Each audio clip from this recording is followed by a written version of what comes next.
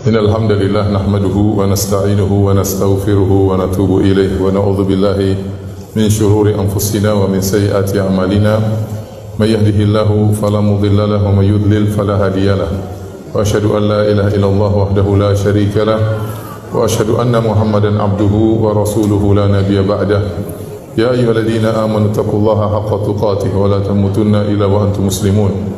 Fa inna asdaqal hadithi kitabullah wa khairal huda huda Muhammadin sallallahu alaihi wasallam wa syarrul umuri muhdatsatuha wa kullu muhdatsatin bid'ah wa kullu bid'atin dhalalah wa kullu dhalalatin finnar.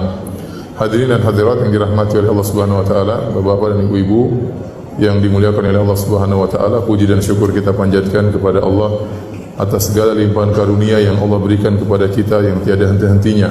Salawat dan salam semoga tercurahkan selalu kepada junjungan kita Nabi Muhammad sallallahu alaihi wasallam dan juga kepada keluarganya serta seluruh sahabat beliau tanpa terkecuali.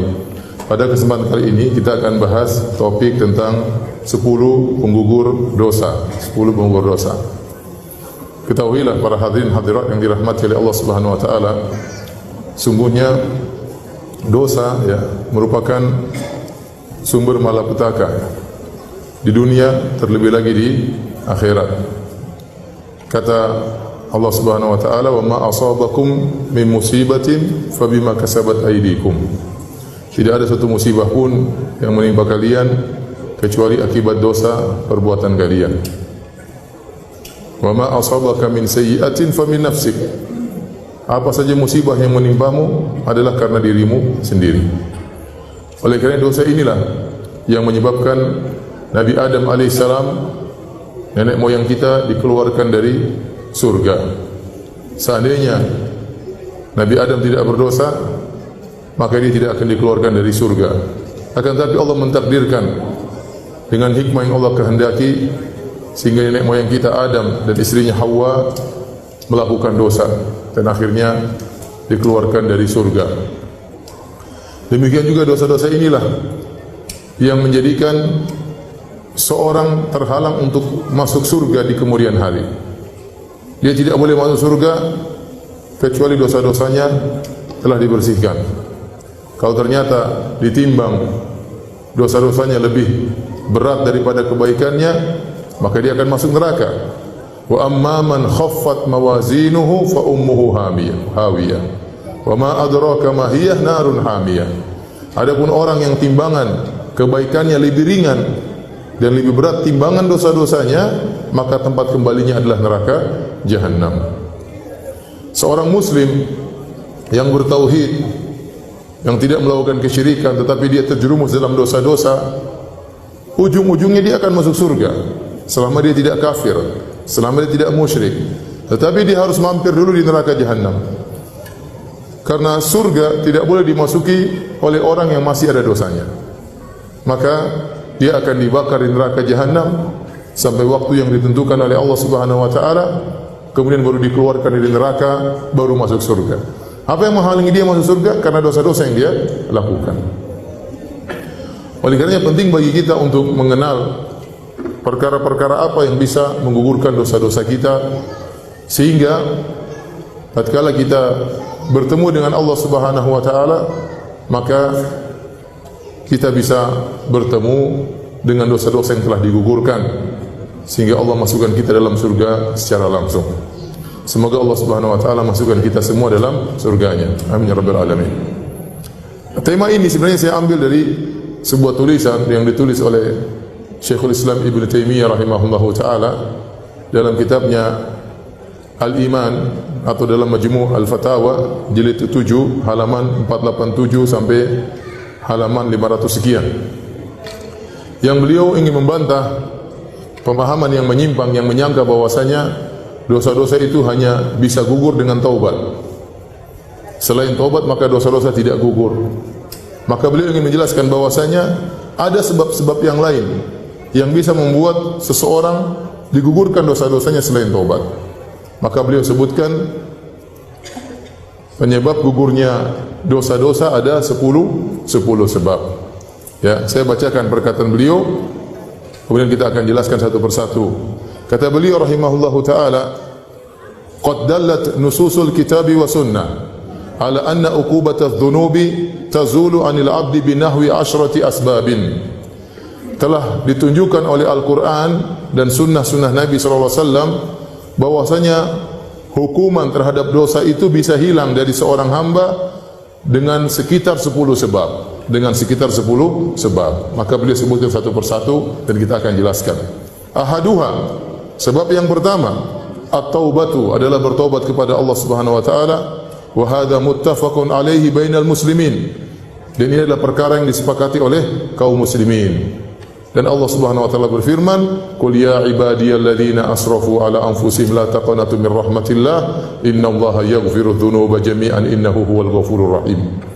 Katakanlah kepada hamba-hambaku, wahai hamba-hambaku yang berlebih-lebihan dalam melakukan dosa. Bukan hanya tenggelam dalam dosa, bahkan israf, berlebih-lebihan dalam melakukan dosa. La taqnatu min rahmatillah, janganlah kalian putus asa dari rahmat Allah. Sungguhnya Allah Subhanahu wa taala mengampuni seluruh dosa. Innahu huwal ghafurur rahim. Sungguhnya Allah Maha Pengampun lagi Maha Penyayang. Maka seorang dalam menjalani kehidupannya tidak mungkin dia bebas dari dosa. Pasti dia terjerumus dalam dosa. Dan Nabi SAW sudah mengatakan, istaqimu walan tuhsuh. Berusahalah kalian untuk istiqomah dan kalian tidak bakalan mampu. Kalian pasti melakukan dosa. Ya, seorang berusaha lurus. Tapi bagaimanapun dia berusaha untuk lurus, dia bukan malaikat, dia bukan para nabi, dia pasti terjerumus dalam dosa. Ya, tergantung banyak atau sedikit, tapi dia pasti terjerumus dalam dosa. Apalagi kita bicara zaman sekarang, siapa yang mau selamat dari dosa?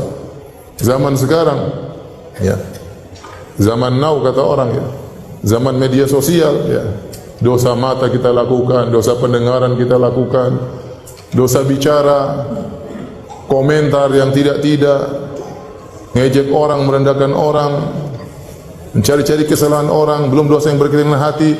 Banyak sekali dosa yang kita lakukan tiap hari. Siapa yang bisa selamat dari dosa pandangan?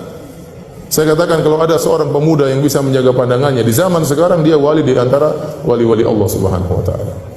Siapa yang bisa selamatkan dirinya dari dosa pandangan? Oleh karenanya, seorang tatkala terjerumus dalam dosa, maka hendaknya dia bertobat kepada Allah Subhanahu wa taala. Dan dia harus husnudzon kepada Allah. Allah yang mengatakan, "La taqnatu min rahmatillah." Janganlah kalian putus asa dari rahmat Allah Subhanahu wa taala. Saya selalu memberikan analogi atau logika. Saya katakan dalam hadis Nabi SAW menyebutkan bahwasanya Allah lebih sayang kepada hambanya daripada seorang ibu terhadap anaknya. Suatu hari Rasulullah SAW bersama para sahabat, tiba-tiba ada seorang ibu yang kehilangan anaknya. Ibu ini mencari-cari anaknya, kehilangan anaknya. Dan kita tahu bagaimana perasaan seorang ibu yang kehilangan anaknya. Karena dalam kondisi perang, dia cari anaknya, akhirnya dia ketemu. Waktu dia ketemu dengan anaknya setelah beberapa saat hilang, tentunya di saat itulah puncak-puncak kasih sayang seorang ibu terhadap anaknya. Apalagi anaknya baru saja hilang. Maka dia langsung dekap anaknya, lalu dia susui anaknya. Dan ini dilihat oleh para sahabat. Maka Nabi berkata kepada para sahabat tatkala ada pemandangan seperti ini, kata Nabi, "Atarawna anna hadhihi talidatun waladaha finnar?" Wahai para sahabatku, apakah menurut kalian wanita ini, ibu ini akan melemparkan anaknya ke dalam api? Tentu tidak ya Rasulullah. Bagaimana dia melemparkan anaknya sementara dia sangat sayang sama anaknya? Sementara dia baru cari-cari anaknya, dan tidak ada kasih sayang di alam semesta ini yang paling besar kecuali kasih sayang seperti kasih sayang seorang ibu terhadap anaknya. Lebih daripada kasih sayang seorang anak terhadap orang tuanya, lebih daripada kasih sayang seorang bapak terhadap anaknya, lebih dari kasih sayang seorang teman terhadap kawannya, seorang suami terhadap istrinya, seorang istri terhadap suaminya. Kasih sayang paling besar adalah ibu terhadap anaknya. Terlebih lagi anaknya baru saja hilang, kemudian sang ibu mendekapnya dengan luar biasa. Maka Nabi mengatakan, apakah menurut kalian ibu ini akan melemparkan anaknya di api? Kata para sahabat, tentu tidak. Maka Nabi SAW mengatakan, "Allahu arhamu bi ibadihi min hadi bi waladiha." Allah lebih sayang kepada hamba-hambanya daripada ibu ini terhadap anaknya. Jadi para hadirin, seorang kalau melakukan dosa segera kembali. Coba kalau kita orang tua, anak kita nakal, mungkin kita marah, mungkin kita jewer. Kalau dia pergi keluar rumah, mungkin kita usir, tapi kita bersedih. Dan kita ingin dia kembali. Kalau dia kembali, kira-kira kita terima taubatnya atau tidak? kita pasti terima. Kita pasti terima meskipun tadi sudah kita jewer, sudah kita omelin, sudah kita marahin, sudah kita usir bahkan, tapi kalau dia kembali, namanya seorang ibu pasti akan mendekap anak tersebut. Bisa jadi seorang melakukan dosa, Allah kasih teguran, Allah kasih musibah. Ya. Tapi kalau dia kembali kepada Allah, Allah pasti akan terima taubatnya. Kenapa? Karena Allah lebih sayang kepada sang hamba daripada ibu terhadap anaknya. Jadi seorang tatkala bermuamalah dengan Allah, dia harus husnudzon kepada Allah. Kata Allah dalam hadis qudsi, ana 'inda dhanni 'abdi bi. Sungguhnya aku menurut persangkaan hambaku terhadap diriku.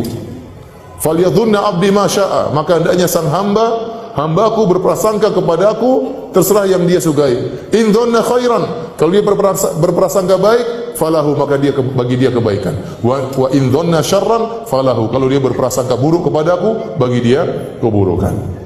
Maka seorang ya tatkala melakukan dosa segera kembali kepada Allah, karena syaitan akan datang menyatakan, ngapain kau bertobat, masih banyak dosa-dosamu, nanti kau kembali lagi.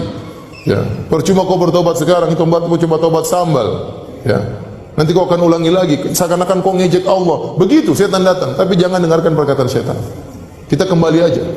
Kalau kita lakukan nanti urusan belakangan, sekarang kita tobat kepada Allah Subhanahu wa taala. Lihat Nabi SAW paling sering bertobat. Nabi SAW paling sering beristighfar.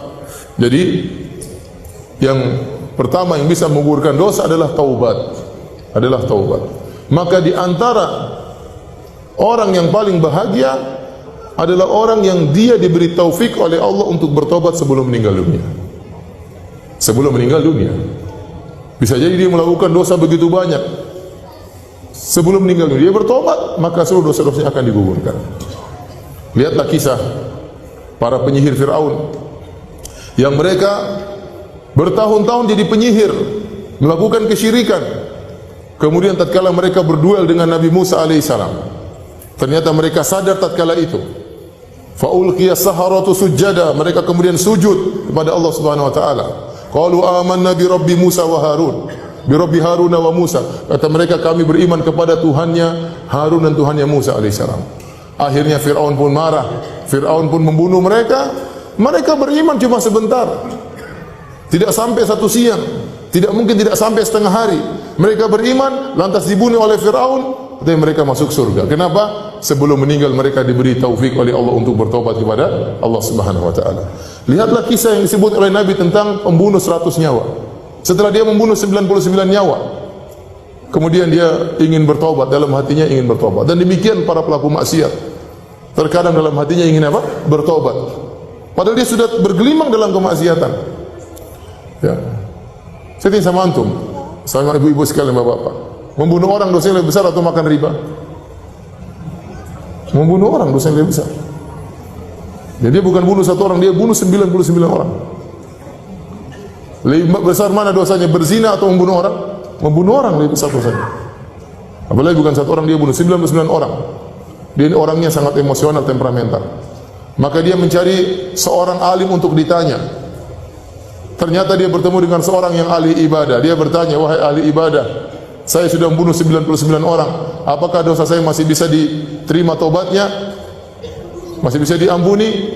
Maka ahli ibadah ini, dia berfatwa tanpa ilmu. Dia berfatwa pakai perasaan dia. Ini orang sudah kejam dan sadis, 99 orang sudah dia bunuh. Kata dia tidak bakalan diterima. Akhirnya orang ini jengkel, dibunuhlah ahli ibadah tadi sekalian 100. Berarti menunjukkan dia temperamental. Gara-gara dengar fatwa salah dia jengkel, dia bunuh sekalian 100 orang dia bunuh. Maka dia cari lagi orang yang alim, ketemulah orang alim. Maka ditanya sama orang alim tersebut, apakah saya masih bisa terima taubatnya setelah bunuh 100 nyawa? Kata orang alim tersebut, masih bisa. Tapi pergilah engkau ke negeri yang lain, beribadahlah kepada Allah dengan penduduk negeri di situ. Ini orang alim, berfatwa dengan ilmu, bukan dengan perasaan. Dan dia kasih solusi, kalau kau ingin bertobat, tinggalkanlah masa lalumu, tinggalkanlah kampungmu yang bisa membuat engkau mengingat kembali dosa-dosamu. Pergilah cari komunitas baru, beribadahlah kepada Allah dengan mereka di sana. Maka orang ini pun berjalan menuju kampung yang lain. Di tengah perjalanan dia meninggal. Dia belum sempat beribadah kepada Allah, tapi dia sudah berjalan menuju kampung tersebut. Ternyata dia meninggal di tengah jalan. Ternyata dia masuk apa? Surga. Jadi jangan putus-putus kita bertobat kepada Allah Subhanahu wa taala. Kita di jalan kita bertobat kepada Allah Subhanahu wa taala. Rabbighfirli wa tub alayya innaka anta tawwabur rahim.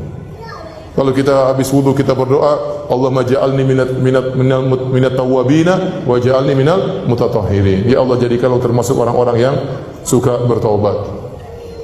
Allah berfirman, innallaha yuhibbut tawwabin. Sungguhnya Allah mencintai hamba-hamba yang suka bertaubat. Di antara nama-nama Allah At-Tawwab, yaitu zat yang maha menerima taubat seorang hamba. Maka seringlah bertobat. Kita tidak tahu kapan nyawa kita diambil oleh Allah Subhanahu wa taala. Ya. Betapa banyak orang mau bertobat dia tunda-tunda. Sebelum dia bertobat ternyata dia meninggal dunia. Sebenarnya mengatakan kapan bertobat? Nantilah kalau sudah umur 60 baru saya bertobat. Baru umur 25 sudah tewas. Jadwalnya masih jauh. Ya. Kapan kamu bertobat? Nanti kalau sudah pensiun. Sebelum pensiun sudah dipanggil oleh Allah Subhanahu wa taala. Taib. Terlalu banyak dalil yang menunjukkan Allah Maha menerima taubat. Di antaranya Allah berfirman, "Alam ya'lamu anna Allah huwa yaqbalu taubata 'an ibadihi." Tidakkah mereka ketahui bahwasanya Allah menerima taubat dari hamba-hambanya? Dalam ayat yang lain, "Wa huwa alladhi yaqbalu taubata 'an ibadihi wa ya'fu 'anis sayyi'at." Dialah Allah yang menerima taubat dari hamba-hambanya dan maafkan kesalahan-kesalahan. Dan ayat-ayat seperti ini sangat banyak. Ya. Taib. Ini sebab pertama. Mau dibahas tentang masalah taubat tentunya sangat panjang, tapi ini bukan poin kita ya. Kita ingin bahas 10 sebab. Sebab pertama adalah bertobat kepada Allah Subhanahu wa taala. Sebab kedua adalah istighfar. Apa bedanya istighfar dengan taubat?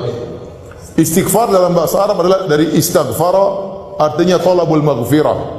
Istaf'ala, wazan istaf'ala dalam bahasa Arab artinya talabu syai', meminta sesuatu. Istaghfara yastaghfiru istighfaran, artinya talabul maghfirah, meminta maghfirah. Apa itu maghfirah? Maghfirah dalam bahasa Arab diambil dari kalimat mikfar. Apa itu mikfar? Mikfar adalah penutup kepala yang digunakan oleh orang yang sedang berperang, semacam helm yang digunakan di kepala, dan fungsinya adalah untuk menutup kepala. Fungsi pertama, fungsi kedua adalah untuk mencegah kalau ada pedang yang menghantam kepalanya. Itu disebut dengan mikfar. Oleh karenanya tidak semua penutup kepala disebut mikfar. Contoh, sorban tidak disebut dengan mikfar meskipun dia menutupi tapi dia tidak melindungi. Contoh, songkok tidak disebut dengan mikfar meskipun dia menutupi tapi dia tidak melindungi. Yang disebut dengan mikfar semacam helm yang dipakai oleh prajurit, itu yang disebut dengan mikfar. Dan Nabi SAW waktu berperang dia menggunakan mikfar. Jadi itulah makna maghfirah. Kata Al-Imam Ibnu Qayyim rahimahullahu taala, tatkala seorang mengatakan astaghfirullah, maksudnya ya Allah aku mohon kepada Engkau maghfirah. Itu dua yang aku minta. Ya Allah tutuplah aku dan lindungilah aku. Apa maksudnya tutuplah aku? Tutuplah aib-aibku. Tutuplah dosa-dosa aku. Jangan kau bongkar aib-aibku di hadapan manusia. Di dunia terlebih lagi di akhirat. Jangan kau bongkar aibku di hadapan khalayak. Betapa banyak orang di dunia Allah bongkar aib-aibnya. Dan betapa banyak orang di akhirat Allah bongkar aib-aibnya. Sebagian orang aibnya di dunia tertutup, di akhirat Allah bongkar aibnya. Sebagian orang di dunia aibnya dibongkar, di akhirat lebih lagi dibongkar. Sebagian orang aibnya di dunia tertutup, di akhirat juga tertutup.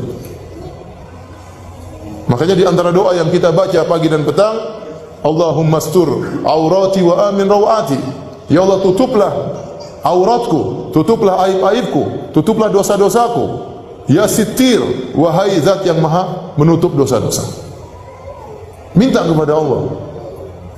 Di antara makna astaghfirullah artinya ya Allah tutuplah aib-aibku, tutuplah dosa-dosaku. Kita ini melakukan dosa. Kalau Allah bongkar dosa-dosa kita, nggak ada yang mau duduk sama kita, nggak ada yang mau bergaul sama kita, nggak ada yang mau ketawa ketiwi sama kita. Kalau dosa-dosa kita dibongkar oleh Allah Subhanahu wa taala. Makanya Muhammad bin Wasi' berkata rahimahullahu taala, "Lau kana lidzunubi rihun ma jalasa ilayya ahad." Kalau seandainya dosa-dosa itu ada aromanya, bisa tercium, seorang pun tidak akan mau duduk dengan saya. Tetapi kita menjadi mulia, kita dihormati oleh orang lain, disegani oleh orang lain, bukan karena kita yang mulia, tetapi karena dosa-dosa kita ditutup oleh Allah Subhanahu wa taala. Karena seorang banyak mengucapkan astagfirullah, astagfirullah. Kemudian saya minta kepada engkau yang kedua, yaitu perlindungan. Artinya, ya Allah, janganlah kau jadikan dosa yang aku lakukan ini berdampak buruk kepada aku. Karena dosa itu pasti ada dampak buruknya, pasti ada dampak buruknya. Maka tatkala seorang perbanyak istighfar, maka dampak buruk tadi tidak jadi. Bahkan sebagian salaf mengatakan, demi Allah saya mengetahui dampak dari maksiatku pada kendaraanku dan pada pembantuku. Dia tahu, oh ini tadi saya maksiat, makanya terjadi seperti ini. Seorang bisa jadi gara-gara dia maksiat, kelakuan suaminya berubah. Mulai tidak cinta sama dia, mulai kasar sama dia. Di sini seorang laki bermaksiat, akhirnya kelakuan istrinya berubah atau kelakuan anak-anaknya berubah. Dampak maksiat. Oleh karenanya makna istighfar, ya Allah aku mohon kepada Engkau tutup aib-aibku. Yang kedua, jauhkan aku dari dampak maksiat tersebut. Maka sungguh beruntung orang yang banyak istighfar. Kata Nabi SAW, tuba liman wajada fi sahifatihi istighfaran kathiran. Sungguh beruntung orang yang mendapati dalam catatan amalnya banyak istighfar. Sekarang ini ibu-ibu, ya, banyak waktu kita terbuang, bapak-bapak sekalian. Saya kalau di Arab Saudi saya sering lihat ada tulisan imla awqatak bil istighfar. Kita lagi ngantri ada tulisan isi detik-detikmu dengan istighfar. Kita kalau di Saudi kita jalan dari Mekah ke Madinah, tengah-tengah ada tulisan subhanallah, di tengah tulisan alhamdulillah. Kenapa orang yang bersafar? Agar ingat kepada Allah, kemudian dia berzikir di tengah jalan. Betapa sering saya lihat orang ngantri, mereka sambil berzikir, astagfirullah, astagfirullah, astagfirullah, astagfirullah. Sekarang mulai berubah dengan adanya medsos. Sekarang orang ngantri langsung buka Facebook, astagfirullah, astagfirullah, astagfirullah. Alhamdulillah, alhamdulillah. Sekarang lihat macam-macam, malah bikin dosa sambil nunggu, bikin dosa. Kenapa lihat macam-macam sambil nunggu? Isi waktumu menunggumu, antrianmu dengan dosa. Seakan-akan begitu. Lihat berita macam-macam, lihat berita hoax, lihat komentar-komentar, cari-cari kesalahan orang, ikut nge-share keburukan, ikut komentar keburukan, ikut nyakitin hati orang lain, nuduh yang tidak-tidak, ikut sebar berita bohong, ikut mendengar berita-berita ghibah, ikut baca berita-berita ngerumpi, melihat aurat orang lain. Isi waktumu dengan dosa, seakan-akan demikian. Nah, kita ini banyak dosa. Maka kalau kita lagi di mobil, istighfar, astagfirullah, astagfirullah, astagfirullah. Lagi nyetir, astagfirullah, astagfirullah, astagfirullah. Nggak usah malu-malu. Kadang kita duduk bareng, mau astagfirullah nggak enak. Kayak soalin, model kayak begini nanti. Cuek aja, kerasin suara, astagfirullah, astagfirullah. Tumben bu, astagfirullah, astagfirullah, sudah cuek. Sudah istighfar aja, cuekin. Kalau kita terbiasa, nanti jadi biasa. Ustaz, saya takut riya. Kenapa anti takut riya? Karena anti tidak terbiasa. Orang itu terkadang takut riya. Kenapa? Karena tidak terbiasa. Kalau terbiasa cuek, orang bertamu di rumahnya, sebentar, saya mau sholat duha dulu ya. Cuek aja. Tapi kalau wah, itu berarti karena dia tidak biasa sholat duha, makanya dia apa? Takut riya. Tapi kalau dia biasa cuek, dia nggak peduli dengan manusia, gelar saja dia Allahu Akbar. Tamu-tamunya ngobrol, biarin aja. Harus biasakan diri seperti itu. Ya. Di bandara buka Quran, takut riya. Kenapa? Karena jarang baca Quran. Kalau sering baca Quran di mana-mana, nggak ada takut riya. Insya Allah, maksudnya Allah jaga diri. Ya. Maka maksud saya, banyak waktu kita terbuang, isi dengan istighfar, astagfirullah, astagfirullah, astagfirullah. Orang kalau sudah istighfar, manfaatnya banyak. Allah berikan dunia dan juga Allah berikan akhirat. Yang sini saya sampaikan, siapa yang lebih baik daripada Allah Subhanahu wa taala? Tidak ada yang lebih baik daripada Allah Subhanahu wa taala. Kalau orang bertobat, kalau orang beristighfar, Allah bukan cuma ampuni dosa-dosanya, bahkan Allah kasih bonus dunia dan akhirat. Ya. Apa kata Allah Subhanahu wa taala? Ya. Tentang perkataan Nabi Nuh alaihi salam, "Faqultu astaghfiru rabbakum innahu kana ghaffara yursilis samaa'a 'alaikum midrara wa yumdidukum bi amwalin wa banin wa yaj'al lakum jannatin wa yaj'al lakum anhara ma lakum la tarjuna lillahi waqara." Aku berkata kepada kaumku, istighfarlah kalian. Sungguhnya Allah Maha Pengampun. Niscaya Allah akan turunkan hujan, yaitu hujan apa? Hujan rahmat. Bukan hujan bikin musibah. Ini perkataan Nabi Nuh kepada kaumnya. Namun tatkala kaum Nabi Nuh tidak beriman, Allah tetap turunkan hujan. Tapi hujan apa? Azab. Seandainya mereka beristighfar, hujan yang turun bukan hujan azab, tapi hujan apa? Hujan rahmat. Kata Allah, yursil sama alaikum midrara wa yumdidukum bi amwalin wa banin. Allah akan perbanyak anak-anak kalian, Allah akan perbanyak harta-harta kalian. Wa yaj'alakum jannatin wa yaj'alakum anhara. Allah akan tumbuhkan taman-taman bagi kalian dan Allah akan alirkan sungai-sungai bagi kalian. Dunia Allah berikan, akhirat Allah juga berikan. Ya ayyuhalladzina amanu tubu ila Allahi taubatan nasuha. Asa rabbukum ay yukaffira ankum sayyi'atikum wa yudkhilakum jannatin tajri min tahtiha al-anhar. Wahai orang yang beriman, bertaubatlah kepada Allah dengan taubat yang nasuha. Niscaya Allah akan hapuskan dosa-dosa kalian. Apakah titik? Belum, masih koma. Ada kelanjutannya. Wa yudkhilakum jannatin tajri min tahtiha al-anhar. Allah masukkan kalian ke dalam surga yang mengalir di bawahnya sungai-sungai. Siapa yang lebih baik daripada Allah? Tidak ada yang lebih baik daripada Allah Subhanahu wa taala. Manusia, kalau kita berbuat salah kepadanya, kita minta maaf, dia cuma maafkan, tidak kasih bonus. Apa ada orang kita maki-maki dia, setelah itu kita datang, maaf mbak, saya kemarin maki-maki mbak, saya minta maaf. Oh begitu, ini nih, saya terima permohonan maaf engkau dan ini mobil saya kasih buat kamu. Apa ada orang seperti itu? Mustahil. Tapi Allah Subhanahu wa taala, kalau kita dosa kepada Allah, kita maksiat, kita bangkang perintahnya, kita melanggar larangannya terang-terangan, kemudian kita kembali kepada Allah, ternyata Allah kasih dunia, turunkan hujan, Allah berikan rezeki, berikan anak-anak, Allah bukakan taman-taman, Allah alirkan sungai-sungai, di akhirat Allah masukkan surga. Terus lantas apa yang buat kita enggan untuk bertobat dan beristighfar kepada Allah Subhanahu wa taala? Nah, apa bedanya istighfar dengan taubat? Karena Syekhul Islam Taimiyah menjadikan dua sebab. Sebab pertama taubat, sebab kedua apa? Istighfar. Bedanya, istighfar itu bisa saja muncul dari diri seseorang tanpa dia bertaubat. Dia masih ingin bermaksiat, tapi dia, Allah maksiat kemarin, ampunilah aku. Tapi dia masih terus bermaksiat. Itu namanya istighfar. Dalam satu hadis dalam Sahih Muslim, "Idza adnaba 'abdun dzamban faqala." Jika ada seorang hamba berbuat dosa kemudian dia berkata, "Rabbi adnabtu dzamban faghfirli." Ya Allah, sungguhnya aku telah melakukan dosa, ampunilah aku. Faqala alima 'abdi anna lahu rabban yaghfiru dzam wa ya'khudhu bidzam. Maka Allah berkata, hambaku itu tahu dia punya Tuhan yang mengampuni dosa dan menyiksa karena dosa. Ghafartu li 'abdi, saya ampuni hambaku tersebut. Summa makatha masya Allah, kemudian dia berhenti dari dosa. Summa adnaba dzamban akhar, kemudian dia dosa lagi. Orang kadang gitu kan, bertobat, istighfar, berhenti dulu. Minggu depan ulangi lagi. Bulan depan ulangi lagi. Waktu dia berdosa lagi, dia berkata lagi, Rabbi firli, ya Allah ampunilah aku. Allah berkata lagi, alima abdi anna lahu rabban yaghfiru dzam wa ya'khudhu bidzam. Hambaku tahu dia punya Tuhan yang mengampuni dosa-dosa, makanya dia minta ampun. Dan dia tahu bahwasanya Tuhannya akan mengazabnya kalau dia tidak bertaubat, tidak istighfar. Kata Allah, qad ghafartu li abdi, aku telah ampuni hambaku ini. Summa makatha masya Allah, kemudian dia beberapa waktu tidak maksiat. Summa adnaba dzamban akhar, kemudian maksiat lagi. Dia bilang lagi, Rabbi ghfirli, ya Allah ampunilah aku. Kata Allah, sungguhnya hambaku tahu dia punya Tuhan yang mengampuni dosa-dosa dan menyiksa dengan dosa. Aku ampuni dosa-dosanya. Kemudian dia maksiat lagi, beristighfar lagi. Kata Allah, falyaf'al 'abdi ma syaa. Silakan hambaku melakukan yang dia kehendaki. Artinya apa? Selama dia berdosa dia bertobat, selama dia berdosa dia kembali kepada Allah, maka Allah akan terus mengampuninya. Allah akan terus mengampuninya.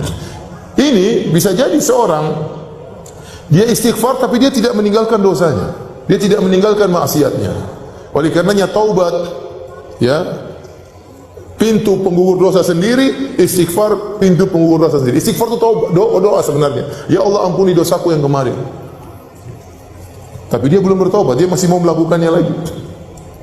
Tentunya istighfar yang sempurna, istighfar disertai dengan apa? Taubat. Istighfar disertai dengan taubat. Kenapa tatkala seorang istighfar, maka akan timbul dalam hatinya takut kepada Allah, khasyah kepada Allah, inabah kembali kepada Allah Subhanahu wa taala. Amalan-amalan hati yang luar biasa ini merupakan sebab dosa-dosanya digugurkan oleh Allah Subhanahu wa taala. Ya. Makanya Nabi sering menggabungkan keduanya. Astaghfirullah wa atubu ilaih. Rabbi ighfirli wa tub alayya. Ya Allah, ampunilah aku dan terimalah taubatku. Yang terbaik adalah menggabungkan istighfar dengan apa? Taubat. Tapi terkadang seorang hanya istighfar, dia tahu dia belum bisa bertobat, masih tenggelam dalam maksiat.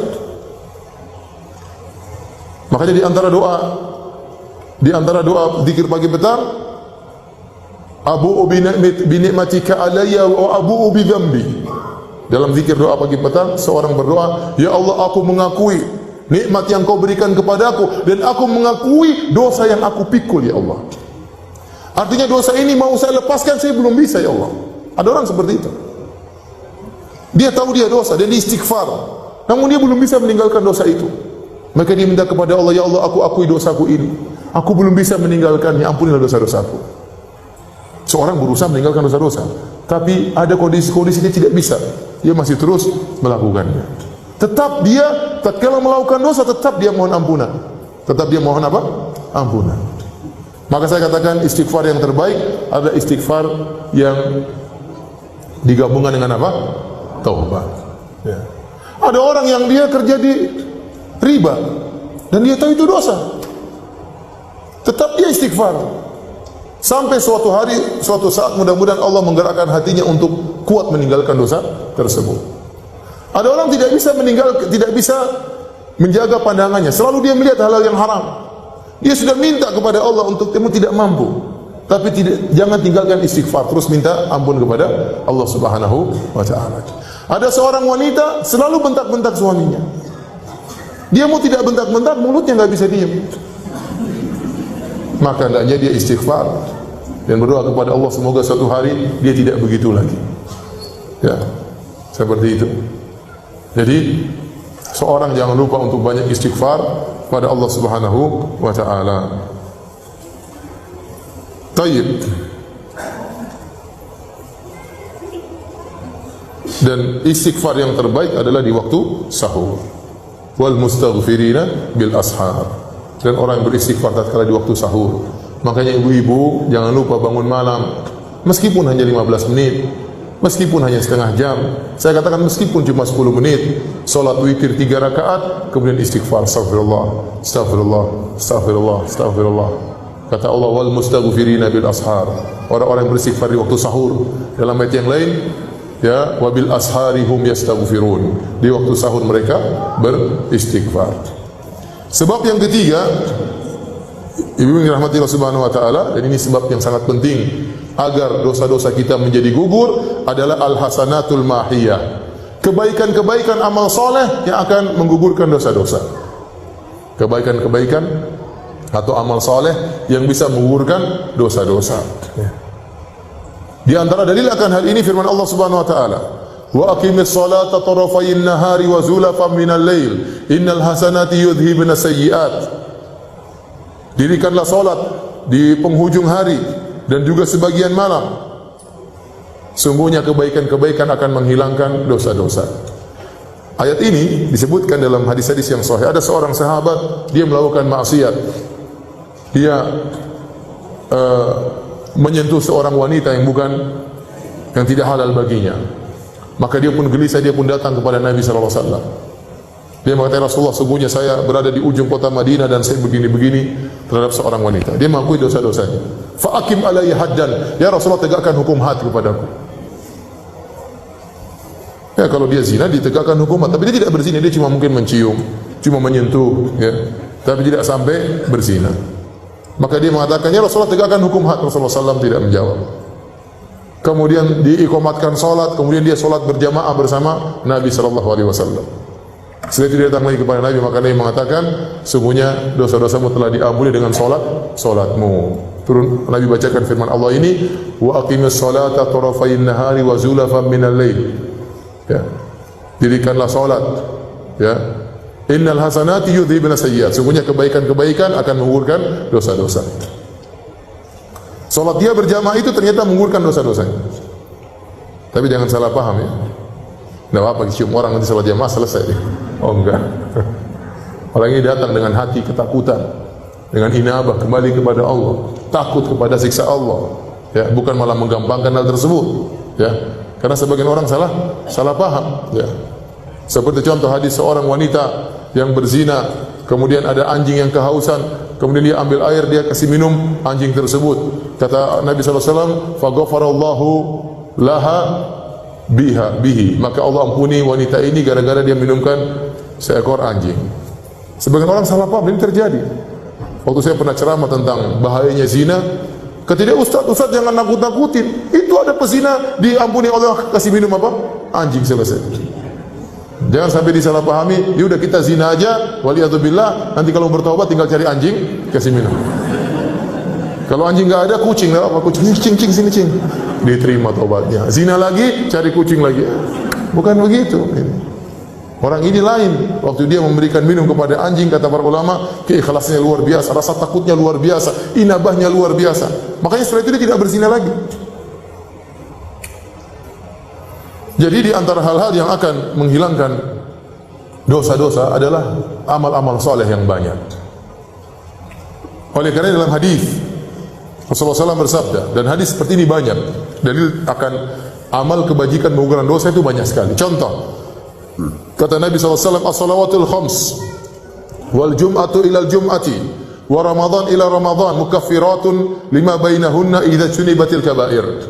Kata Nabi, salat 5 waktu antara satu dengan yang lainnya menggugurkan dosa di antara keduanya. Antara Jumat dengan Jumat, salat Jumat yang satu dengan salat Jumat yang lain akan menggugurkan dosa-dosa di antara keduanya. Antara Ramadan dengan Ramadan yang lain akan menggugurkan dosa-dosa di antara keduanya.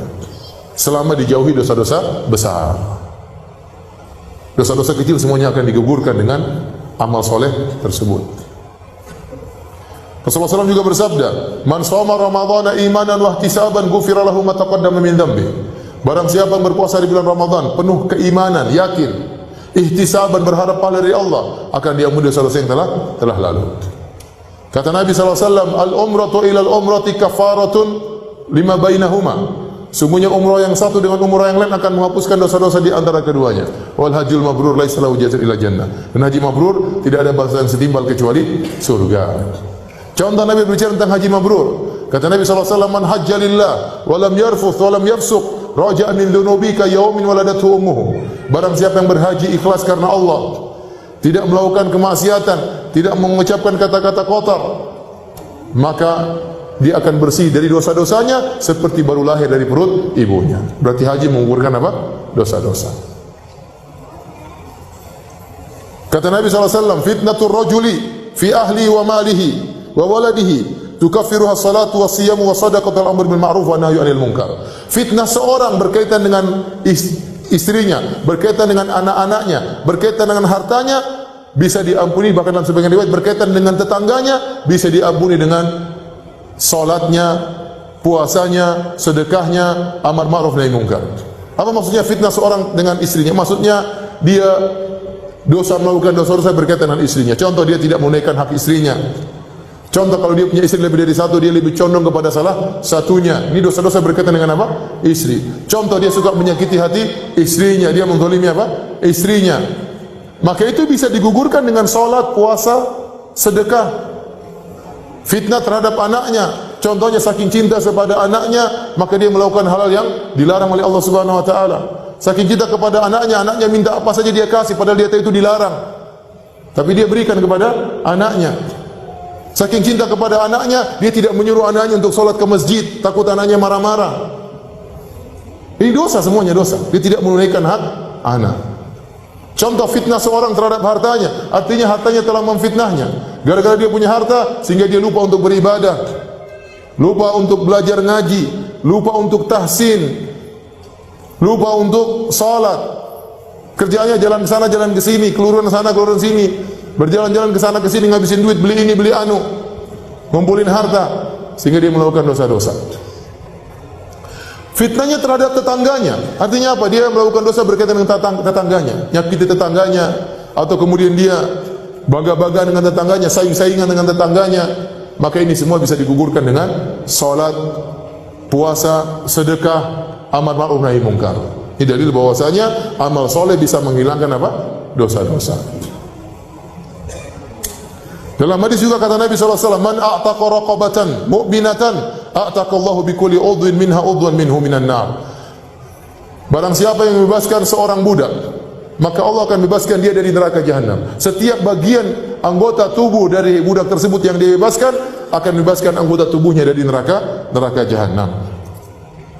Nabi SAW juga bersabda, as-sadaqatu tudfi'ul khati'ah kama yudfi'u al-ma'un nar.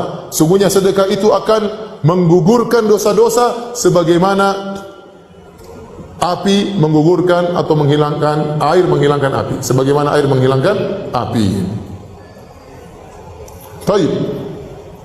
Ini dalil bahwasanya kita berusaha untuk beramal soleh sebanyak-banyaknya. Sampai-sampai ibu dirahmati Allah Subhanahu wa taala, Bapak sekalian. Kalau ternyata seorang punya amal soleh yang luar biasa, amal solehnya sangat banyak, maka kalau dia melakukan dosa-dosa, maka Allah tidak akan anggap dosa-dosa tersebut. Rajin sholat, dia berbakti kepada orang tua, berbakti kepada suami, rajin sedekah, sholat malam, banyak amal solehnya, maka dosa-dosanya tidak akan dianggap oleh Allah Subhanahu wa taala. Oleh karena Nabi bersabda dalam satu hadis tentang masalah taharah, kata Nabi sallallahu alaihi wasallam, "Idza balagal ma'u qullataini lam yahmilil khabath." Kalau air sudah mencapai 2 kullah itu kira-kira 200 liter, maka tidak akan mengandung najis. Artinya apa? Kalau ada najis jatuh kecil-kecil, tidak akan terlihat, tidak akan teranggap. Kenapa? Karena airnya terlalu banyak. Nah, kata para ulama bahwasanya amal soleh seperti air yang bersih, dosa-dosa itu seperti najis. Lihatlah kisah seorang Arab Badui yang dia datang ke masjid, kemudian dia kencing di masjid. Maka Nabi suruh apa? Nabi suruh ambil air seember, fa'uhriqa alaih. Kemudian Nabi tumpahkan air seember kepada najis tersebut. Najis tersebut kotor, tetapi hilang karena air di ember banyak. Maka seorang kalau pahalanya banyak, amal solehnya banyak, ada dosa-dosa tidak dianggap oleh Allah Subhanahu wa taala. Dan dalil yang paling kuat akan hal ini kisah Hatib bin Abi Balta'ah radhiyallahu ta'ala anhu. Hatib bin Abi Balta'ah salah seorang dari sahabat Al-Badri yang dia ikut dalam perang Badar. Dan dia bukan panglimanya perang Badar, bukan pemimpinnya perang Badar, cuma salah satu anggota dari pasukan perang Badar. Sehingga kalau kita baca cerita tentang perang Badar, tidak disebutkan tentang kepahlawanan dia, karena dia bukan yang masyhur tatkala dalam perang Badar, tapi dia salah satu dari 315 orang yang ikut dalam perang Badar. Perang Badar terjadi pada tahun 2 Hijriah. Tahun berapa ibu-ibu? 2 Hijriah. Setelah itu berjalan dengan waktu, tahun 3 Hijriah, 4 Hijriah, 5 sampai 8 Hijriah. Pada waktu 8 Hijriah, ternyata dia melakukan dosa besar. Waktu Nabi akan menaklukkan kota Mekah, Nabi akan menyerang kota Mekah, Hatib bin Abi Balta'ah tulis surat kepada sebagian kerabatnya di kota Mekah mengabarkan bahwasanya Nabi akan menyerang mereka. Dan ini bahaya dalam peperangan. Karena musuh akan mengetahui penyerangan Nabi, khawatir mereka akan melakukan persiapan, mereka bisa mengumpulkan pasukan untuk melawan Nabi SAW. Padahal Nabi ingin melakukan serangan tiba-tiba. Hatib bin Abi Balta'ah tulis surat. Kemudian dikirim lewat seseorang. Ya. Orang tersebut berjalan menuju Mekah. Maka Nabi dikasih wahyu oleh Allah Subhanahu wa taala. Maka dia mengatakan kejar wanita tersebut. Maka datanglah Ali bin Abi Thalib dengan seorang sahabat kalau tidak salah mendatangi wanita tersebut. Kata dia, "Mana surat dari Hatib?" Kata wanita tersebut, "Tidak ada." Kata Ali, "Kalau kau tidak mengaku, saya akan telanjangi kamu." Akhirnya dia keluarkan surat tersebut. Ternyata Hatib tulis surat dan ini dosa. Maka kemudian datanglah Ali memberitahu kepada Nabi SAW, maka Umar pun marah. Umar marah. Kata Umar, "Da'ni adrib unuqa hadzal rajul." Ya Rasulullah, biarkan saya penggal kepalanya. Ini pengkhianat ini. Bagaimana dia mengabarkan tentang rencana kita kepada musuh? Padahal Hatib tidak mengabarkan kepada musuh, tapi dia punya kerabat, dia sayang kepada mereka. Maka kata Nabi, "Ma hadza ya Hatib?" Apa yang kau lakukan wahai Hatib?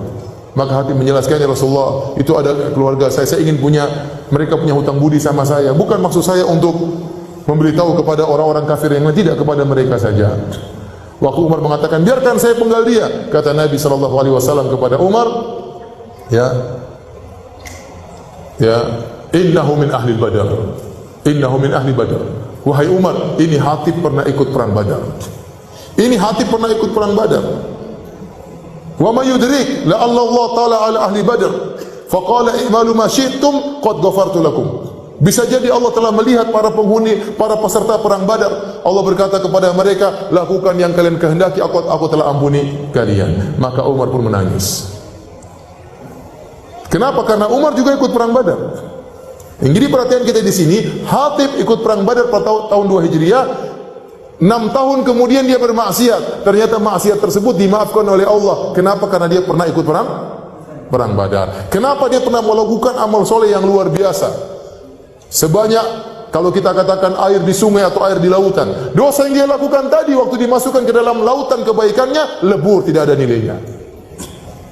Maka seorang berusaha melakukan amal soleh sebanyak-banyaknya, mumpung masih muda, mumpung masih bisa baca Quran, mumpung masih kuat sholat. Kalau masih bisa sholat, segera sholat banyak-banyak. Nanti ada waktu nggak bisa sholat lagi, rukuk saja setengah mati, sudah nggak bisa 90 derajat, sudah miring begini. Ada yang sudah tidak bisa, sudah sholatnya di tempat duduk, nggak bisa. Sekarang masih giat sholat terus, masih giat baca Quran, masih giat sedekah, masih punya duit sedekah. Kumpulkan pahala sebanyak-banyaknya. Kumpulkan lautan kebaikan. Karena kalau kita punya lautan kebaikan, ada maksiat terkadang tidak dianggap oleh Allah Subhanahu wa taala. Demikian juga kata Nabi dalam satu hadis, la yadkhulun nara ahadun baya'a tahta hadhihi syajarah. Seorang yang tidak akan masuk neraka, seorang pun yang membaiat aku di bawah pohon ini, itu Syajaratul Ridwan, pohon Ridwan. Ini Nabi ucapkan tatkala tahun 6 Hijriah, tatkala Nabi ingin umrah bersama sekitar 1.400 orang atau 1.400 orang sahabat.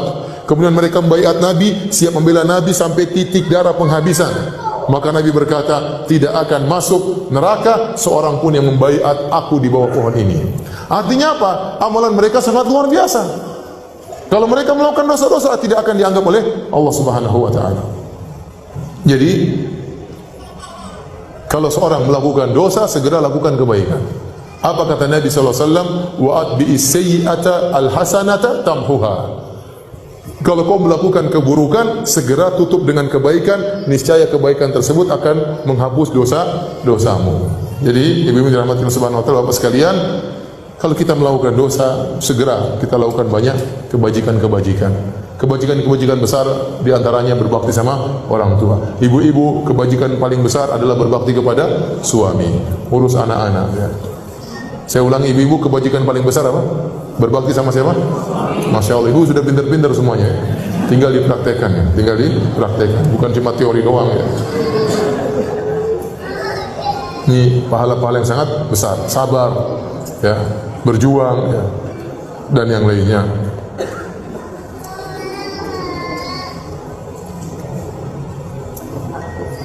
Oleh karena dalam hadis juga disebutkan, kalau orang banyak melakukan salat sunnah, kebaikan-kebaikan, akan menutup kekurangannya dalam salat fardu. Ya, kata Nabi SAW dalam satu hadis, inna awwala ma yuhasabu alaihi al-abdu min amalihi yaumal qiyamah as-salat.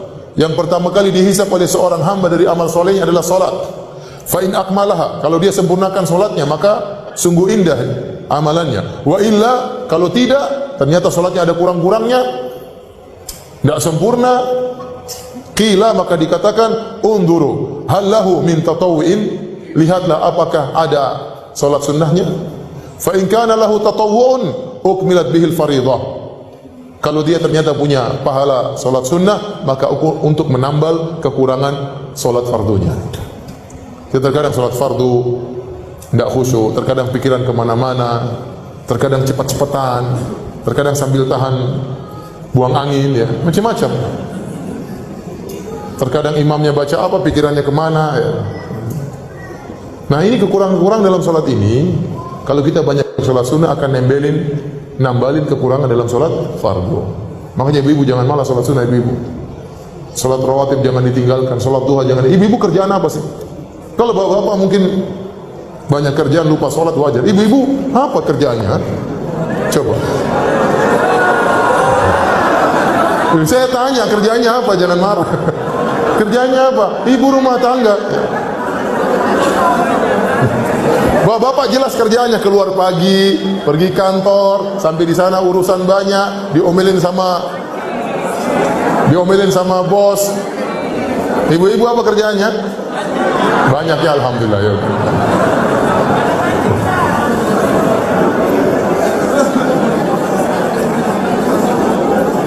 Ibu-ibu baper banget, ya.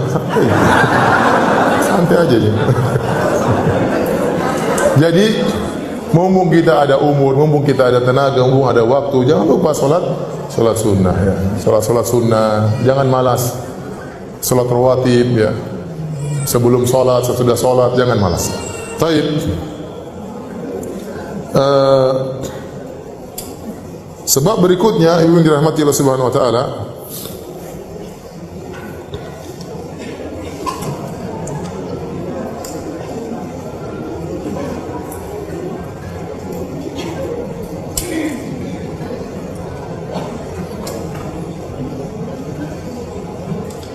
tadi sebab yang keberapa? Yang ketiga. Sekarang yang keempat. Di antara sebab yang menjadikan dosa-dosa seorang tergugurkan adalah doanya kaum mukminin kepadanya. Contoh yang nyata akan hal ini adalah doanya kaum mukminin dalam salat jenazah. Allahumma ighfir li hayyina wa mayyitina, Allahumma ighfir lahu warhamhu wa'fu anhu. Ya Allah, ampunilah dia, rahmatilah dia, dan seterusnya. Oleh karena disyariatkan salat jenazah. Salat jenazah itu intinya apa? Intinya doa. Makanya enggak ada ruku, makanya enggak ada sujud. Dibuka cuma Al-Fatihah, salawat kepada Nabi, kemudian berdoa. Sebagaimana kalau kita berdoa, dianjurkan memuji Allah, terus bersalawat baru kita minta. Nah, salat jenazah demikian. Takbir pertama Al-Fatihah, takbir kedua salawat kepada Nabi, takbir ketiga berdoa kepada mayat, takbir keempat dan seterusnya berdoa. Nah, kalau orang berdoa untuk mayat, maka dosa-dosanya akan digugurkan oleh Allah Subhanahu wa taala. Dalam satu hadis dari Anas bin Malik radhiyallahu taala anhu, dari Nabi sallallahu alaihi wasallam, beliau berkata, "Ma min mayyitin yusalli alaihi ummatun minal muslimin yabluguna mi'atan kulluhum yashfa'una illa syuffi'u fihi." Tidaklah seorang mayat meninggal kemudian disolatkan oleh 100 orang-orang Islam, kaum muslimin. Ada jumlah mereka sampai 100. Ya, semuanya berdoa kecuali mereka akan diberi syafaat untuk mayat tersebut.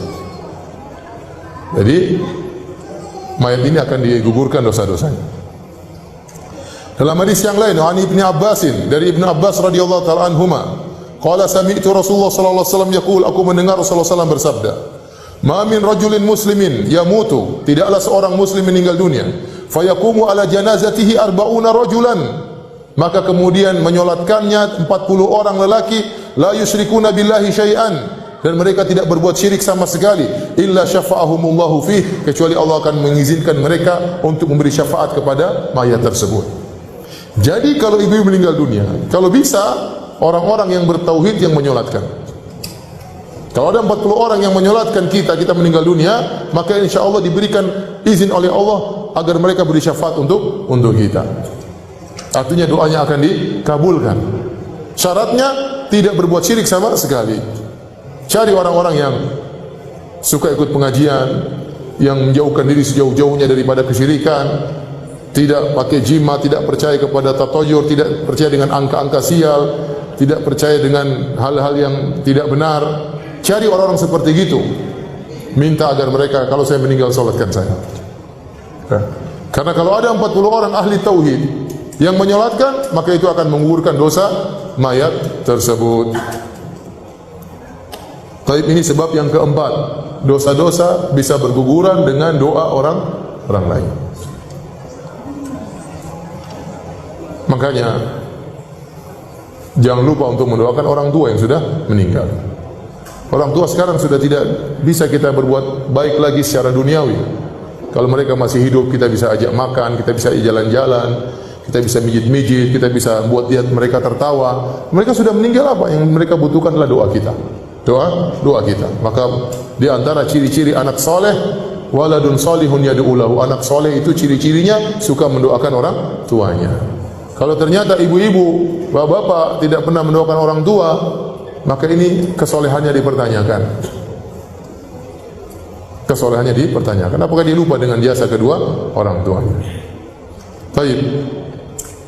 Sebab yang kelima yang membantu dosa-dosa seorang mayat seorang digugurkan adalah kalau dia sudah meninggal dunia, ada orang yang melakukan amal kebajikan untuknya. Bisa jadi, saya ulangi, di antara sebab-sebab dosa-dosanya digugurkan adalah orang lain berbuat amal soleh diberikan untuk dirinya.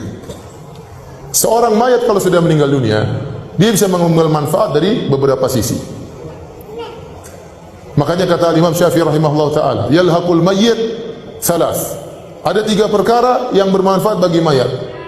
Yang pertama adalah doa, ini dari sisi orang lain. Doa orang lain buat dia. Yang kedua, orang menghajikan atau mengumrahkan dia. Yang ketiga, orang bersedekah atas nama dia. Dan ini ijma ulama bahwasanya sampai. Adapun kalau itu adalah akibat perbuatan dia sendiri, maka tidak ada yang khilaf. Seperti kata Nabi SAW, idza matal insan inqata amalu ila min thalath. Kalau seorang meninggal dunia, terputus amalannya, dia sudah tidak bisa lagi ngaji, tidak bisa lagi sholat, tidak bisa lagi sedekah, tidak bisa lagi puasa, tidak bisa lagi itikaf, tidak bisa lagi senyum, tidak bisa apa-apa, tidak bisa dapat amal soleh, kecuali 3 perkara yang tidak terputus. Yang pertama, ya, sedekahun jariyah, sedekah jariyah. Dia bangun masjid, orang masih terus sholat di masjid tersebut. Dia cetak buku-buku agama, masih dibaca oleh orang-orang. Dia cetak Quran, Qurannya masih dibaca oleh orang-orang. Dia gali sumur, sumurnya masih dimanfaat oleh orang banyak. Dia bikin program, dia bagi, akhirnya program tersebut dimanfaat oleh banyak orang gratisan. Ini sedekah jariyah. Dia tulis buku, banyak orang yang baca. Dia ceramah di YouTube, ternyata dia sudah meninggal, ceramahnya masih didengar oleh banyak orang dapat hidayah. Ini semua adalah amal jariyah. Di antaranya ilmu yang tafa'u bihi, ilmu yang bermanfaat tadi saya sebutkan tadi. Ilmu bermanfaat tadi, ceramahnya atau bukunya. Ya, kalau sedekah jariyah tadi, dia bangun masjid, dia gali gali sumur, ya, dan airnya terus dimanfaatkan. Ini amal dia. Nah, apakah amal orang lain bisa bermanfaat bagi dia? Kalau amal dia jelas itu hasil usaha dia. Wa laysa lil insani illa ma sa'a. Dan tidak ada bagi manusia kecuali apa yang diusahakan. Namun ada amal orang lain bermanfaat bagi dia. Tadi kata Imam Syafi'i 3 perkara. Apanya? Doanya orang lain. Kemudian apa? Haji dan umrahkan dia, dan sedekah untuk dia. Jadi kalau ternyata kita punya anak-anak soleh, ternyata anak-anak kita kemudian di kemudian hari memiliki uang, mereka ingin hajikan kita, masya Allah, kita sudah meninggal dapat pahala haji. Mereka umrahkan kita, kita sudah meninggal dapat pahala umrah. Kemudian mereka bikin masjid, pahalanya untuk bapaknya, sedekah, maka lari kepada bapaknya. Mereka bagi makanan kepada fakir miskin, niatnya untuk bapaknya, untuk ibunya, pahalanya ngalir. Dan ini akan menggugurkan dosa-dosa kita. Makanya penting kita untuk mendidik anak-anak yang soleh, ya, agar mereka tatkala kita sudah meninggal dunia masih ingat dengan kita. Baik.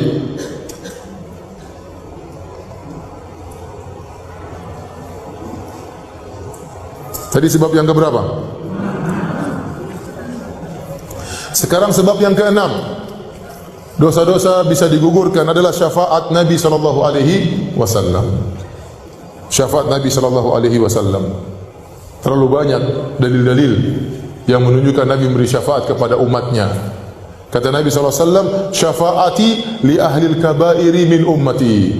Syafaatku untuk para pelaku dosa besar dari umatku. Namun ada syaratnya, seorang pelaku dosa besar bisa mendapatkan syafaat Nabi. Dia tidak boleh berlakukan kesyirikan. Makanya kata Nabi SAW waktu ditanya oleh Abu Hurairah, "Ya Rasulullah, man as'adun nasi bi syafa'atika yaumal qiyamah?" Wahai Rasulullah, siapa orang yang paling bahagia mendapatkan syafaatmu pada hari kiamat? Kata Nabi SAW, "Man qala la ilaha illallah khalisan min qalbih." Seorang yang mengucapkan la ilaha illallah ikhlas dari hatinya.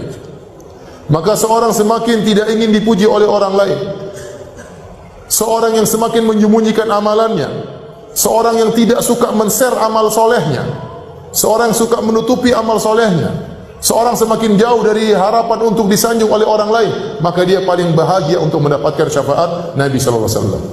Tapi kalau ternyata dia melakukan kesyirikan, dia riya, dia ujub, pamer amal solehnya, cerita ke sana sini, setiap apa yang dilakukan dia share di media sosial agar semua orang tahu, maka ini dia kurang mendapatkan syafaat Nabi sallallahu alaihi wasallam. Dalam hadis yang lain kata Nabi sallallahu alaihi wasallam, "Ikhtaba'tu da'wati syafa'atan li ummati yaumal qiyamah fahiya na'ilatun insyaallah man mata min ummati la yusyriku billahi syai'a. Aku menyisakan doaku yang pasti dikabulkan sebagai syafaat bagi umatku. Niscaya syafaatku ini akan mengenai seluruh orang yang meninggal dari umatku yang tidak berbuat syirik sama sekali kepada Allah Subhanahu wa taala. Makanya anti kalau ingin dapat syafaat, Bapak ingin dapat syafaat dari Nabi sallallahu alaihi wasallam, jangan lakukan apa? Kesyirikan. Nah, kalau Nabi sudah beri syafaat, dosa-dosa bisa gugur. Makanya Nabi berkata, syafaati li ahlil kabairi min ummati, syafaatku untuk pelaku dosa besar dari umatku. Berarti dosa-dosanya bisa gugur gara-gara syafaat Nabi sallallahu alaihi wasallam. Semoga Allah menganugerahkan kepada kita syafaat Nabi sallallahu alaihi wasallam. Allahumma syafi'hu fina. Amin ya rabbal alamin. Baik. Sebab yang ketujuh. Musibah-musibah yang Allah timpakan kepada seorang hamba untuk menghapuskan dosa-dosanya. Ini terlalu banyak dalilnya. Kata Allah Subhanahu wa taala, "Wa ma asabakum min musibah fabima kasabat aydikum wa ya'fu an katsir." Tidak ada satu musibah pun yang menimpa kalian kecuali akibat perbuatan kalian.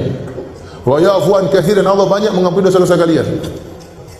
Kalau seandainya setiap dosa dikasih musibah, kita binasa. Tapi Allah hanya memberikan musibah kepada sebagian dosa, sebagian lagi Allah ampuni. Kalau setiap dosa kita lakukan ada musibahnya, kita binasa. Allah mengatakan, "Ma asabaka min sayyi'atin fa min nafsik." Apa saja yang menimpamu dari keburukan itu dari dirimu sendiri. Bahkan dalam satu hadis kata Nabi sallallahu alaihi wasallam, "Ma yusibul mu'min min wasabin wala nasabin wala hammin wala hazanin wala dhammin wala adan hatta syauka yushakuha illa kafarallahu biha min khotayahu." Kata Nabi sallallahu alaihi wasallam, tidaklah menimpa seorang mukmin wasab, penyakit, dia sakit, kalau dia sabar menghadapinya, menggugurkan dosa. Wala nasabin, dia lelah, letih, capek, maka itu juga akan menghapuskan dosa-dosanya. Wala hazanin, wala hammin, suatu yang dia khawatirkan di depan nanti bagaimana, perasaan kekhawatiran tersebut kalau dia sabar menghadapinya akan menghapuskan dosa-dosa. Wala hazanin, dia ditimpa dengan apa? Kesedihan masa lalu, susah untuk dia lupakan. Wala dhammin, kegelisahan dalam dirinya. Wala adan, suatu apapun yang mengganggunya, sampai duri yang menusuknya, kecuali akan menggugurkan dosa-dosanya. Jadi semua yang perkara yang tidak kita sukai, kalau menimpa kita, kemudian kita menghadapinya dengan baik, maka akan menggugurkan seluruh dosa-dosa kita. Sampai masalah sedih, seorang sedih. Bahkan seorang terkadang dia bingung, saya kenapa ini, kok saya gelisah, kok saya sedih, perasaan saya tidak melakukan dosa. Dia pasti melakukan dosa, cuma dia lupa mungkin. Terkadang Allah cuma kasih musibah apa? Kegelisahan, kesedihan, untuk menggugurkan dosa-dosanya. Allah tidak berikan dia musibah besar, meninggal anaknya, suaminya ketabrak mobil, enggak. Cuma apa? Kesedihan, kegelisahan. Maka hadapi dengan tenang, itu menggugurkan apa? Dosa-dosa. Allah kasih sakit yang tidak parah-parah, sakit, Allah kasih sakit untuk menggugurkan dosa-dosanya. Ya. Dalam satu hadis kata Nabi SAW mengatakan, la tasubbil humma, hadis sahih riwayat Imam Muslim. La tasubbil humma, janganlah engkau mencela demam. Fa innaha tudhibu khataya bani Adam kama yudhibul kir khabathal hadid. Kata Nabi SAW, jangan kalian mencela demam, karena demam itu akan menggugurkan dosa-dosa anak Adam sebagaimana alat pandai besi menghilangkan karatan besi. Makanya kita juga tidak, kalau kita sakit sudah hadapi dengan baik. Demam menggugurkan dosa-dosa, sakit gigi menggugurkan dosa-dosa, apalagi sakit hati. Dosa-dosa. Bukankah disunahkan kalau kita menjenguk orang sakit, kita ucapkan apa? Tahurun insyaallah. Artinya semoga penyakitmu ini menggugurkan dosa-dosa. Jadi semua yang kita rasakan itu, kesedihan itu menggugurkan apa? Dosa-dosa. Ya. Bahkan dalam satu hadis, senantiasa seseorang diberi musibah sampai dia berjalan tanpa ada dosa sama sekali dalam dirinya. Kata Nabi SAW, Idza arada bi 'abdil khaira ajjalahu al-uqubata fid dunya. Kalau Allah menghendaki kebaikan bagi seorang hamba, Allah segerakan hukumannya di dunia. Wa idza arada bi 'abdihi syarra amsaka anhu yaumal qiyamah. Amsaka anhu hatta yuwafiya biha yaumal qiyamah. Kalau Allah menghendaki keburukan pada seorang hamba, Allah tunda, nanti Allah balas pada hari kiamat kelak. Kata Nabi SAW, Inna Allah idza ahabba qauman ibtalahum. Sungguhnya kalau Allah mencintai sebuah kaum, Allah akan beri ujian kepada mereka. Jadi musibah yang menimpa kita apapun, kita harus hadapi dengan baik. Kalau kita hadapi dengan baik, maka musibah tersebut akan menggugurkan dosa dan akan mengangkat derajat sekaligus. Tapi kalau ternyata kita terkena musibah, ternyata kita jaza, kita marah-marah, kita ngamuk, kita tidak hadapi dengan kesabaran, maka musibah tersebut tidak menggugurkan dosa-dosa, bahkan menurunkan derajat seorang hamba. Jadi ibu-ibu hadapi permasalahan dengan tenang. Ibu-ibu sakit, tenang. Jangan menunjukkan bentuk protes kepada Allah seperti, aduh ini sakit kok nggak sembuh-sembuh. Ini seakan-akan protes kepada Allah Subhanahu Wa Taala. Hadapi dengan baik, ya. Hadapi dengan baik. Jangan sampai kita menghadapi musibah ternyata kita marah-marah kepada Allah, maka itu tidak akan menggugurkan dosa-dosa seorang hamba. Tentunya kita tidak ingin, jangan kita minta sama musibah kepada Allah. Jangan kita bilang, ya Allah berikanlah musibah kepadaku, dosa-dosaku terlalu banyak. Jangan. Kata Nabi SAW, la tatamannau liqa'al adu, fa idza laqitumuhum fathbutu. Janganlah kalian minta bertemu dengan musuh, tapi kalau sudah ketemu, sabar. Jangan minta musibah kepada Allah, tapi kalau Allah kasih musibah, kita sabar menghadapinya. Lebih baik Allah mengampuni dosa-dosa kita dengan istighfar daripada dikasih musibah. Kita tidak. Namun terkadang kita ini istighfarnya nggak beres, terkadang tobatnya nggak beres. Maka Allah ini masih punya ada dosa-dosa, untuk mencuci dosa-dosa ini Allah kasih musibah. Kenapa? Karena istighfar kita tidak beres, tobat kita tidak beres. Kita sudah bertobat, kita sudah istighfar, ada dosa-dosa kita yang sudah gugur, tapi belum semuanya. Nah ini untuk menggugurkan sisa dosa-dosa yang belum gugur ini, maka Allah kasih apa? Musibah. Jadi ibu sabar kalau menghadapi apa? Musibah. Tapi itu sebab yang keberapa tadi? Itu. Sebab yang ke-8, ma yahsulu fil qabri minal fitnati wad dhaqtah war raw'ah. Apa yang dialami oleh seorang muslim dalam kuburannya tatkala difitnah, itu ditanya oleh malaikat Munkar dan Nakir dalam kondisi menakutkan. Al-aswadani al-azraqani, kata Nabi SAW, malaikat Munkar dan Nakir dalam kondisi berwarna biru dan dalam kondisi berwarna hitam, mengerikan dilihat, membuat orang lupa dengan jawaban, tidak bisa menjawab pertanyaan malaikat Munkar dan Nakir. Kemudian terjadi dhaqtah, itu dhammah, dia seperti dihimpit oleh kuburan. Setiap orang akan mengalami tersebut dalam kuburannya. Dalam satu hadis, ya Rasulullah sallallahu alaihi wasallam bersabda, "Inna lil qabri dhaqdatan, walau kana ahadun najiyan minha naja minha Sa'ad bin Mu'adz." Kata Nabi, sungguhnya dalam kuburan itu ada tekanan. Tidak ada seorang pun yang selamat. Seandainya ada orang yang selamat, maka yang akan selamat adalah Sa'ad bin Mu'adz. Siapa Sa'ad bin Mu'adz? Sa'ad bin Mu'adz adalah seorang sahabat yang meninggal karena terkena panah dalam perang Khandaq. Akhirnya dia meninggal dunia. Waktu dia meninggal dunia, kata Nabi SAW, ihtazza arsyur rahman li mauti Sa'ad. Arsy Allah bergetar karena kematian Sa'ad bin Mu'adz radhiyallahu taala anhu. Artinya dia orang yang sangat soleh. Tetapi dia pun tidak lolos dari dhaqtah, dari tekanan dalam kuburan. Tekanan-tekanan seperti ini dalam kuburan itu bukanlah siksa kubur, tapi sesuatu yang dialami oleh seorang mukmin tatkala dalam kuburan. Seperti kelaziman orang masuk dalam kuburan. Seperti seorang tatkala di dunia, dia sedih, dia merasakan sakaratul maut. Bukan berarti karena dosa-dosanya, tidak. Tapi hal itu adalah kelaziman dari kehidupan. Tatkala kehidupan akan meninggalkannya, dia akan merasakan sakaratul maut. Dan itu akan mengurangi dosa-dosa. Sama tatkala seorang masuk dalam kuburan, dia langsung mengalami dhammah, dhaqtah dari dalam kuburan. Itu akan menggugurkan dosa-dosanya. Baru nanti kalau sudah ditanya oleh malaikat Munkar dan Nakir, baru dia akan, kalau bisa jawab, mendapatkan nikmat kubur. Kalau nggak bisa jawab, dapat azab kubur. Kata Syekhul Islam Ibnu Taimiyah rahimahullah taala, ini adalah sebab di antara dosa-dosa digugurkan tatkala dalam kuburan seorang mengalami penghimpitan dari kuburan. Sebab yang ke-9, ahwal yaumil qiyamah wa karbuha wa syada'iduha, yaitu kondisi-kondisi yang berat pada hari kiamat. Karena seorang tatkala dibangkitkan pada hari kiamat dalam kondisi sangat berat, dibangkitkan dalam kondisi tidak beralas kaki, tidak berpakaian, tidak ada harta yang dia bawa, di bawah terik matahari dalam jarak 1 mil, keringat bercucuran, kondisi sangat mengerikan. Kemudian tatkala dia disidang, dia menghadapi kondisi sangat mengerikan, yang menyidang Allah Subhanahu wa taala. Tatkala dihisab, sama, juga dia mengalami perkara yang sangat berat. Dibongkar aib-aibnya, disebutkan kesalahan-kesalahannya yang selama ini tersembunyikan. Kemudian di mizan tatkala ditimbang. Kemudian tatkala suruh lewat sirat. Bayangkan lewat sirat yang sangat tipis dan sangat tajam, sementara di samping-sampingnya ada kalalib, khatatif, besi-besi yang siap mencabik-cabik orang yang melewatnya. Semua kondisi hari kiamat sangat mengerikan. Kata Syekh Islam Taimiyah rahimahullah taala, seluruh kondisi-kondisi ini akan mengurangi dosa-dosa seorang hamba.